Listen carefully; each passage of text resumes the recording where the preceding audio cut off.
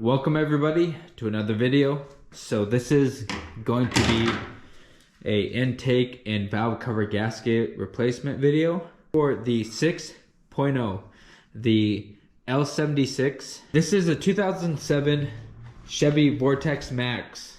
This 6.0 is an aluminum one. It went from 07 to 09. So anybody out there that's wondering what the heck their motor is, I've been going through forums trying to figure it out. It doesn't have the iron block, but it's very important, and this is what I want you guys to know. This is not for the 4.8 or the 5.3 or whatever it is. One thing to make sure, when you go to the parts store, make sure you get these gaskets. I had the other gaskets and the one with the, I can't remember what they call them, but they're three different kinds. They have the rectangle, the square, and then the other kind, I can't remember. Anyways, it will be the rectangular. And then you'll have to get valve cover gaskets separately. They're both Felpro brand, so just to let you know that. So I'm gonna first disconnect the battery.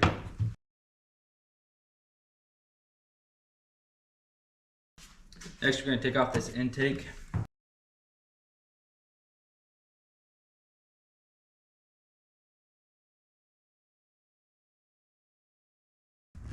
I'm gonna take these off.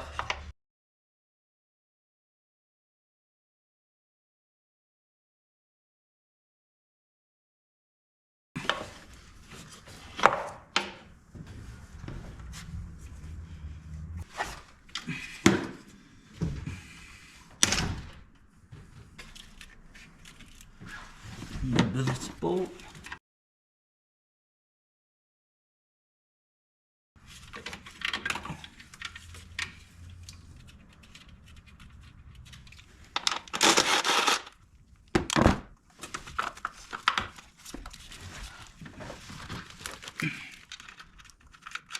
Disconnect this.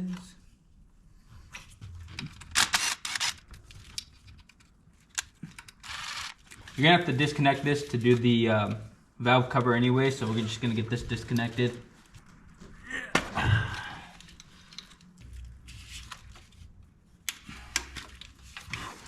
So if you have the same injectors that I have, which good luck, and I say that in a way that like I really mean it, because the other ones are very easy and these ones suck. I'll show you a way to get them that I figured out. Maybe it'll help you, but this side isn't too bad, just that back one was a little difficult. But what you basically do is compress this, and then you also have to pull those two little pins right there back. So I'll show you how I'm gonna do this back side real quick. First, you're gonna wanna take this last coil and move the connector out so that we have a little bit of room for this right back here. So here we go again. Shove it right in the middle so that you can push. And then you'll take these, tighten them pretty good. I think, there we go. Just like that. So you just use this to pop it in the middle to get those little teeth popped up, and the rest should be good. Of what I'm talking about with these clips for the fuel injector. So take a straight pin, shove it down. You can kind of move these injectors too if you need to get a better grip and all that. So we'll put that in there, and then take your small vice grips and put it behind that clip. And you're gonna wanna clamp it pretty good, just like that. Move this a little, go ahead and pull it out. And then you should be able to slide this. There we go. So just gotta make sure that's good. Next, in some of them, like in the back, it's a little bit difficult to get to, but it's definitely possible. But you'll take your other pick and slide it up right under here. There's a little clip you gotta get. So right there, I don't know if you've seen that, but right there it pops out, and then you can take it off. Now these ones on the driver's side aren't bad. You do have to remove some of the coil pack connections to get to them. And there's this one right, there's this one right here, and it's gonna be kind of difficult to get to. So what you're gonna want to do is pop off your coil pack connection. Go ahead and move that out of the way carefully so you don't break it or anything, and then move your wire loom out of the way, and then we can slide this up. You can remove this right here. You just got to pull this clip back right here. Pull this clip back and slide it up. Then we can move this aside.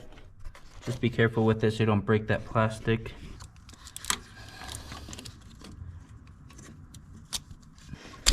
There we go. So we got that out. There we go. It'd probably be best to use the light back there, but there. So now we completely have every fuel injector disconnected, so we can move on from there. Then you want to take this and just press this down to release the pressure to the fuel. Then we have this clip right here on the fuel rail that will lift up, pop out, just like that.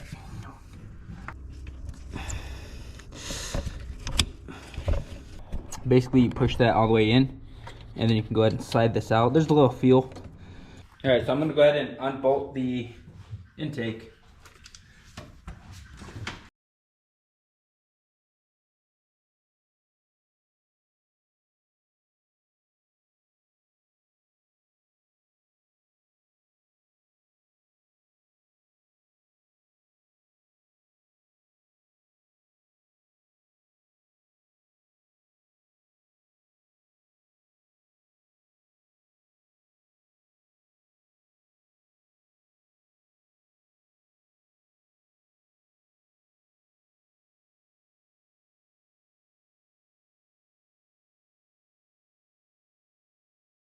Our last hose is this one. Pull it out, intake out.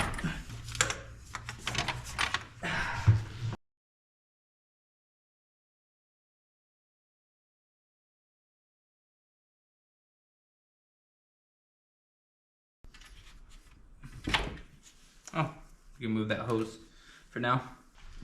So we do have the wrong gaskets. I'm gonna go ahead and take off the valve covers. And to do that, we gotta take off our coil pack and our spark plug wires from the coil packs, like that. And we just have to unbolt a couple bolts, and then this whole thing will come off, and then we have our valve covers showing, which is only 4 bolts on both sides. So that's what we're gonna do next.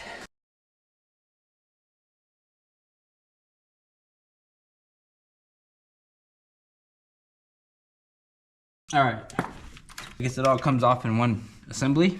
So that's something to know, I guess. So we're gonna take this valve cover off, replace the seals, and then we're also gonna take this in and clean it up with some engine cleaner.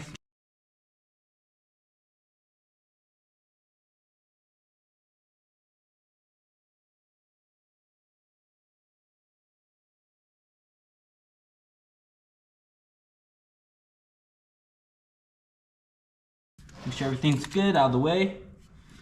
There we go. So we got it up. Don't look too bad. I'll grab that gasket off. And swoop. When you pull the bolts out, the gasket will come with it. That's what it'll look like. I'm gonna clean the bolts off too, so I'm gonna take the gaskets off, clean those out. And then these will be the new gaskets for those, and the new gaskets for the valve covers compared to these ones. Show you the before I go through and clean these. I just kind of tape these off and put the plugs in. Should be good for water. So we got those cleaned. This is the intake after I went through and cleaned it. It was really dusty and dirty, but I just taped up all the sensors, made sure the hoses were plugged. We're back after I got them cleaned off. It did a pretty good job, not too bad. And then with these, I just kind of went all out on them. They look pretty good. Here's something I want to show you guys. So with these gaskets for the 4 bolts. You're gonna want to use some oil around them, because if you don't and try to go on dry, you end up tearing it like this one did. What you can do,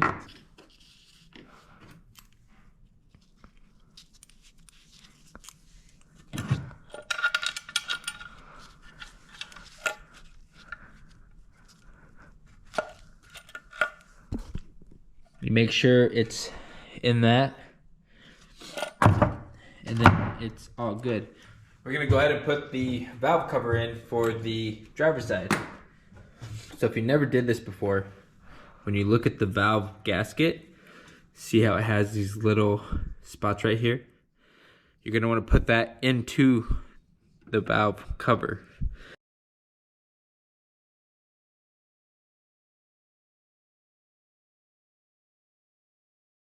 Now that we have this one in place, in our bolts, we can go ahead and put it on our cylinder head.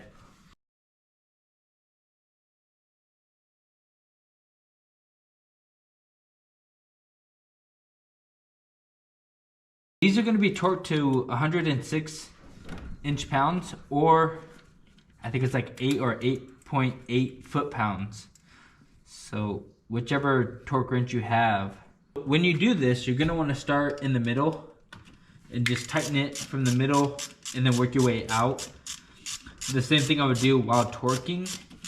But you don't want to go too tight in the beginning. You just want to go to where it has enough.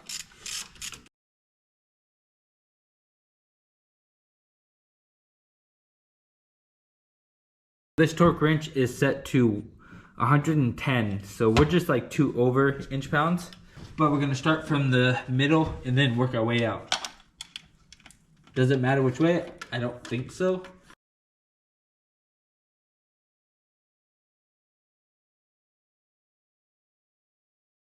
So you can go through and check them again if you want, since they all have the same amount of pressure added. There we go.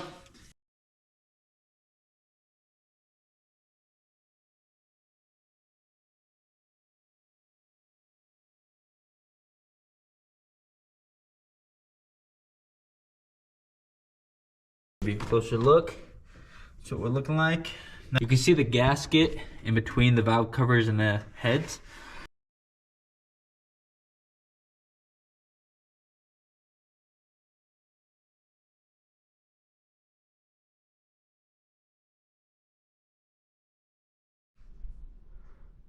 That's what they clipped in. Here's what the old ones look like. All right, so we're gonna go through and hand tighten everything.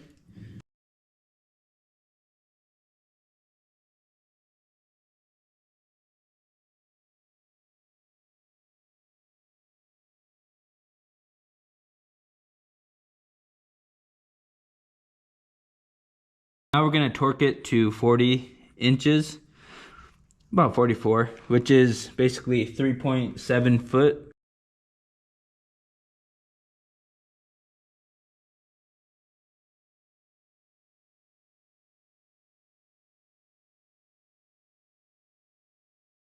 So I just got done torquing it the second time, which will be about 90 inch-pounds. So went through and did 40 something, like 47, and then 90, so I'll be good. Now we're just gonna put everything back together, get it all organized. That's all we gotta do.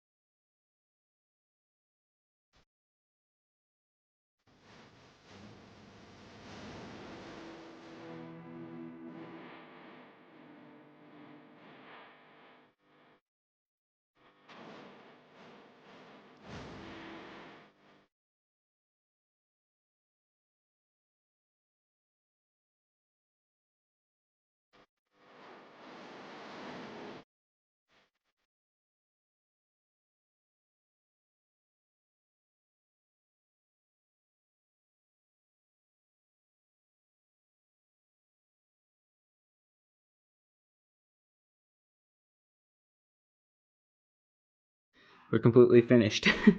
So I got the battery plugged in, move these off. I got the clips in, everything looks good. All right, so it's been a while, been driving the truck on this rainy day. Went and gassed it up, gave it some wide open throttle pulls, just had fun with it. And this is what the RPM's sitting at. It's just kind of sitting there, not bouncing too bad or anything.